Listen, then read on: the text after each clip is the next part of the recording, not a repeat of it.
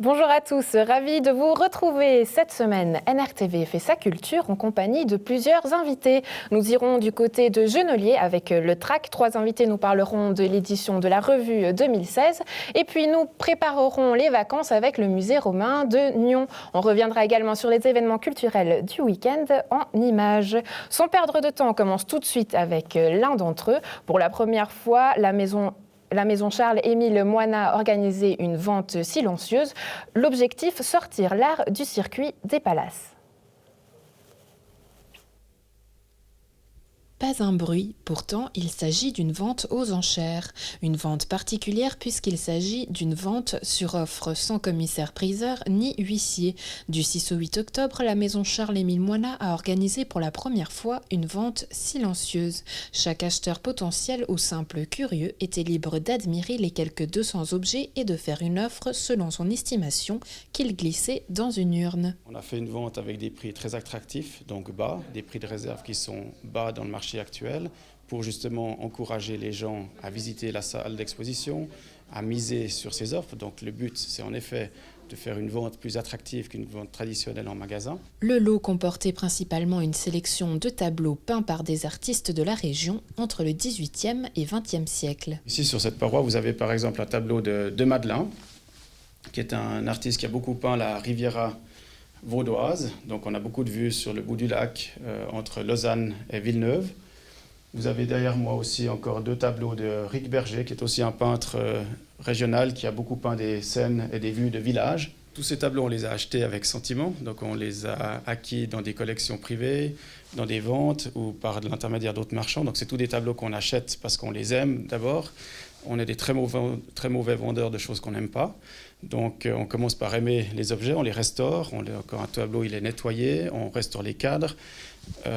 Et ensuite, naturellement, on l'expose dans le but de le vendre. C'est notre métier, notre but. Est-ce qu'il y a une œuvre que vous n'espérez pas vendre ? À vrai dire, non, parce que même si on achète avec sentiment, on est toujours content de savoir qu'un objet ou une œuvre retrouve un nouveau propriétaire dans un nouveau cadre et aura une nouvelle histoire. Finalement, un objet, il a une histoire passée, qui est d'ailleurs toujours captivante pour nous, de s'imaginer qu'un tableau a été suspendu dans différents intérieurs et de savoir qu'il sera revendu et apprécié par quelqu'un d'autre. Pour nous, c'est le point positif et c'est aussi le sens de nos affaires. Et les affaires ont été bonnes puisque 93 objets ont été adjugés et que la cagnotte s'élevait à 85 000 francs. On m'avait mis au défi de faire une offre pour Nyon Région Télévision. Inutile de vous dire que cela n'a pas pu se faire, car même si Gérard Moina prétend que l'art est pour tous, pour NRTV, question budget, il y a encore un petit chemin à faire. TRAC Rectroverso, c'est le nom du prochain spectacle de la revue théâtrale de Genolier, joué les 21, 22, 28 et 29 octobre à la salle communale. Avec nous pour en parler, Rosemarie Chessé, comédienne, Adrien Dalland, metteur en scène, et Jackie Fourreau, président, comédien et dramaturge. Avant de leur donner la parole, je vous propose une petite mise en bouche. Je parlais du pharmacien que tu as harcelé avec ta petite liste. Ah oui! Ma petite liste. Et je me souviens aussi, tu te rappelles l'infirmière? C'est vrai que j'avais oublié cette réunion secrète à la buanderie.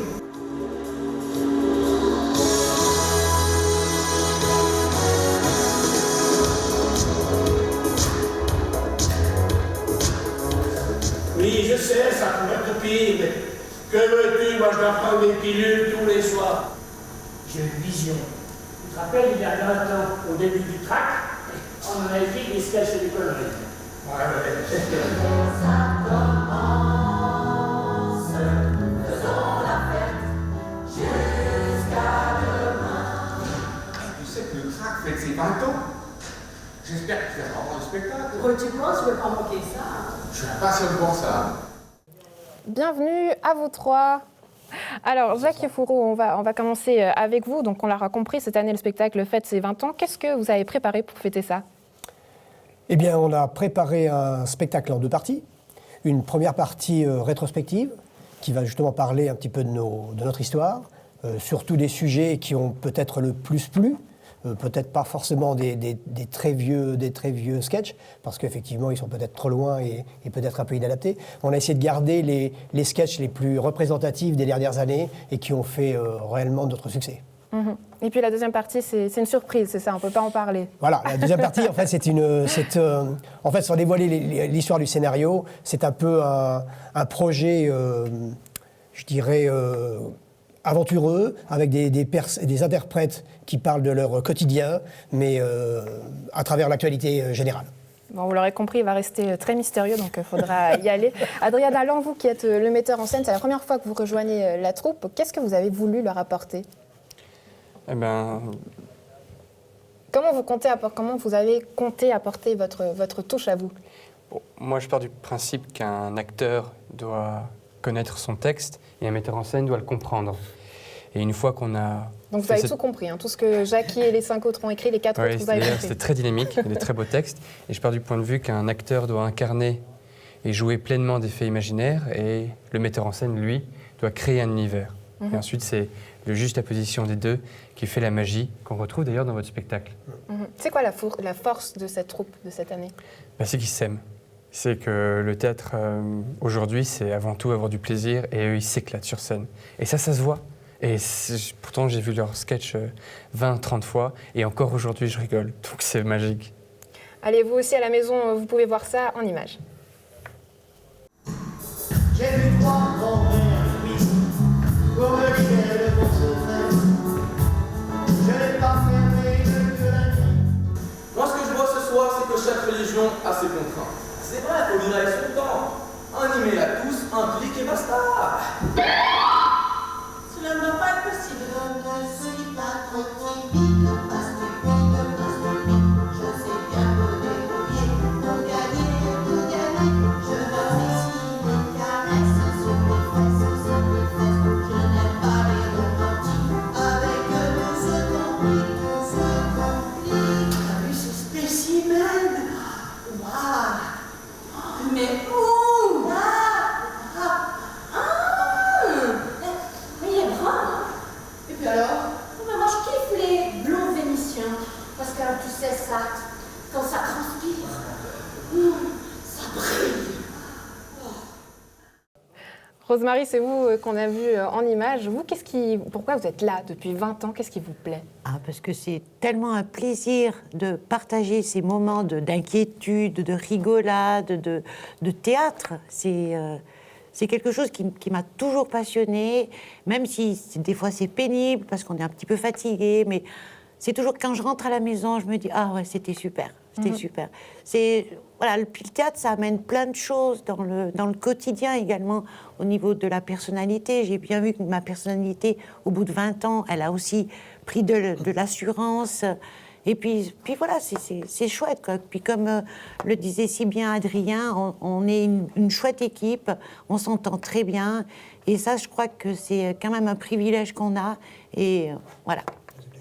Jackie, vous arrivez à ramener les jeunes dans la troupe ou c'est quand même difficile à les faire venir et rester? Alors effectivement, c'est toujours un sujet d'actualité et tous les ans ou tous les 2 ans, puisqu'on joue tous les 2 ans, c'est le même sujet qui revient, c'est qu'on a évidemment des jeunes souvent qui viennent nous rejoindre, mais évidemment ils ont des projets professionnels, donc souvent ils nous quittent plus que nous les vieux qui restons.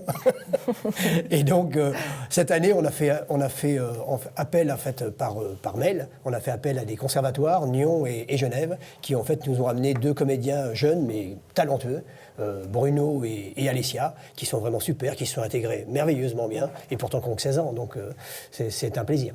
Un plaisir. Peut-être une question un peu provocatrice, mais c'est voulu, le track finalement, c'est pas toujours la même chose, Adrien? La même chose par rapport aux autres années, parce que 20 ans que le track est là, donc comment est-ce que... Pas du tout. Cette année, ils ont repris les meilleurs sketchs qu'ils ont eus ces dernières 20 années, donc c'est uniquement le meilleur. Et pour la deuxième partie, c'est une création. Ouais.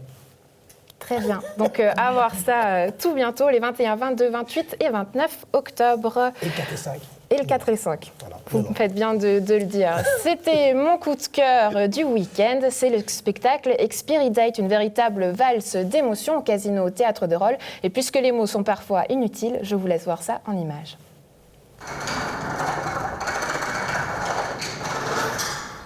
La dernière heure sonne pour Jeff, un vieil homme prêt à quitter le monde.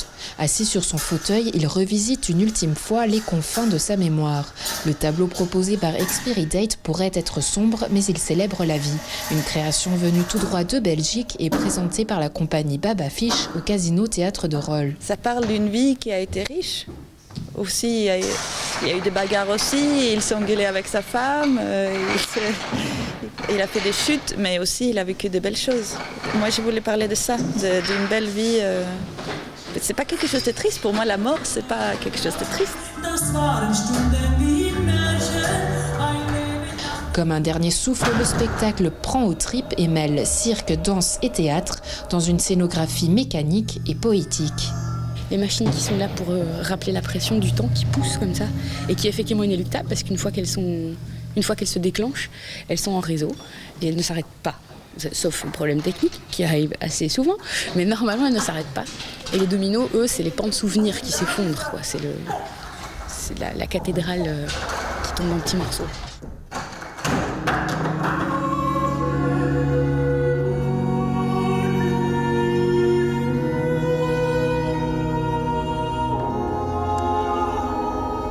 J'ai demandé conseil à mon père, parce que lui, il est inventeur, ingénieur.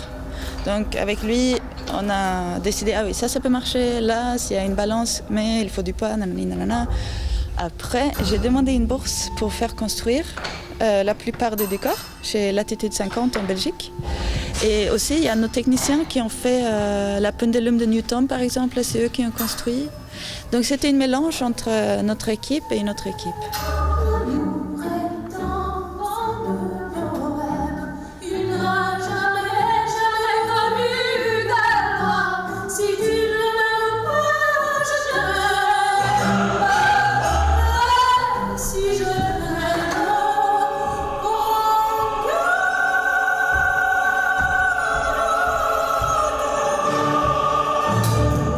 Ça met la pression, vraiment, et ça met la fragilité et le danger aussi.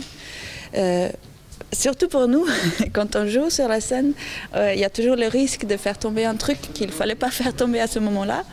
Il faut vraiment tout le temps faire gaffe à l'espace. On est bien coincé là entre les dominos et les machines. C'est des timings qui sont à 1 ou 2 secondes et qui doivent être... La lumière doit avoir atteint ce point-là, le son doit avoir atteint ce point-là, lui doit avoir bougé exactement à ce moment-là. Donc c'est vraiment Mais c'est pour ça que c'est casse-gueule aussi, en fait, tout est risqué. Plus qu'un risque, Expiry Date, c'est l'occasion de faire ressurgir les passions face au maître du temps qui s'enfuit. Et vous, si votre heure venait à sonner, avec qui voudriez-vous danser votre dernière valse ?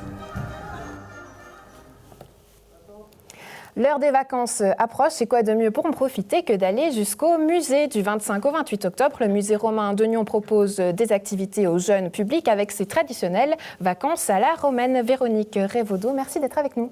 Merci pour l'invitation. Merci. Alors, pour cette année, quels sont les ateliers que vous avez mis en place ? Alors, il y a comme traditionnellement 4 ateliers qui sont proposés. Du mardi 25 octobre au vendredi 28 octobre. Je précise juste que sur le flyer, malheureusement, une petite erreur nous a échappé. Mais le dernier atelier a bien lieu le vendredi 28 octobre. D'abord, mardi, les enfants sont invités à chercher la petite bête, ou plutôt à découvrir la vie de leurs amis les bêtes aimées des Romains, qu'elles soient des animaux d'élevage ou domestiques, ou des animaux mythiques, sur lesquels on raconte toutes sortes de jolies histoires. Souvenons-nous que Rome a été créée, en tout cas dans la légende, par Rémus et Romulus, qui ont dû la vie à une louve qui les a nourris tout bébés. Ensuite, mercredi, les enfants iront à la découverte ou découvrir l'identité de quelqu'un qui a laissé une empreinte sur une tuile. Puis, le jeudi, ils s'initieront à la mosaïque. Les mosaïques, pour les Romains, c'était un petit peu les grands livres d'histoire qui racontaient à tout le monde des histoires, des légendes et aussi simplement des représentations de la vie quotidienne.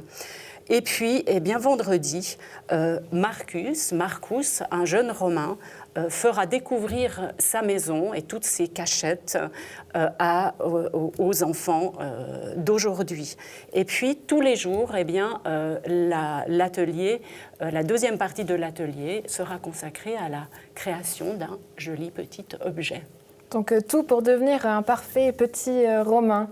Pourquoi, Véronique, faire le choix de proposer des activités au jeune public? Est-ce que ça veut dire qu'aujourd'hui, c'est les jeunes qui ramènent les parents au musée ou c'est les musées quand même qui amènent ces enfants au musée? Alors écoutez, les deux affirmations sont vraies. Il est clair que le public, le jeune public est pour nous, nous l'espérons du moins, le public adulte de demain. Et donc c'est une des raisons évidemment pour lesquelles nous avons envie d'inviter dès que possible les enfants et les jeunes à découvrir ce monde extraordinaire qu'est le monde antique, le monde romain. Alors souvent, effectivement, les enfants qui ont participé aux ateliers veulent emmener leurs parents, leurs grands-parents ou leur famille au musée. Il n'est pas rare que mes collaborateurs et collaboratrices de l'accueil me racontent qu'effectivement, ils ont revu des enfants qui avaient participé aux ateliers. Naturellement, l'inverse est vrai aussi, et Dieu merci, les adultes emmènent leurs enfants, leurs petits-enfants pour découvrir le musée. On sait que la problématique des musées aujourd'hui, c'est de dépoussiérer cette image qu'on a d'un musée très poussiéreux et vieux. Vous, comment vous faites pour amener ça au goût du jour ? Eh bien, nous essayons de nous appuyer tout simplement sur nos objets de collection. Il suffit d'avoir juste la curiosité de venir les voir. On a des objets d'une part magnifiques et d'autre part qui nous racontent... Excusez-moi, c'est assez attractif finalement de se reposer uniquement sur les objets. Alors, nous essayons justement, par le biais d'ateliers comme celui-ci, mais également par des visites guidées thématiques et par diverses autres activités, de rendre justement, de faire parler plus ces objets, de les mettre en condition de façon à ce qu'ils nous racontent des histoires et qu'ils racontent des histoires aussi bien au jeune public qu'au public adulte. Vous me disiez tout à l'heure que les vacances à la romaine, elles existent depuis 10 ans, si je ne me trompe pas. Qu'est-ce que ça vous rapporte concrètement ? Alors, elles existent effectivement. Nos toutes premières vacances à la romaine ont été organisées il y a une dizaine d'années. Et puis, nous les avons rénovées à la suite d'une grande rénovation que le musée a connue en 2009. Nous créons aussi chaque année un nouvel atelier, un nouveau sujet. Et eh bien, ces vacances nous apportent justement un public nouveau. Nous avons alors à la fois des fidèles, mais aussi des gens qui se donnent le mot. Donc le bouche à oreille fonctionne bien dans les familles qui sont toujours friandes d'activités à proposer à leurs enfants pendant les vacances. Et pour nous, c'est un contact aussi avec ce jeune public, mais aussi avec leur famille. Et nous écoutons, nous parlons avec eux, nous les écoutons et nous pêchons beaucoup d'informations et d'idées aussi auprès d'eux. Très bien, merci Véronique Révaudot d'avoir été avec nous. On termine avec l'agenda culturel, musique, avec Elysiane Fields qui présente son 10e album Ghost of No vendredi à 20h30 à l'usine à gaz. Toujours à l'usine à gaz, en collaboration cette fois-ci avec Nicole et Martin, un spectacle de cirque pour enfants. Rendez-vous sous chapiteau sur la Grande Jetée pour découvrir Jean de Fer d'après le conte des frères Grimm. Enfin, après le travail, quoi de mieux que les after-work qui débutent dès ce soir à Grandchamp, Au même endroit, vous pourrez découvrir samedi 15 octobre Les Cavaliers, une pièce qui a remporté un Molière de par son envoûtement et son interprétation exceptionnelle. Quant à moi, je me réjouis de vous retrouver dès la semaine prochaine pour de nouvelles aventures culturelles. D'ici là, portez-vous bien.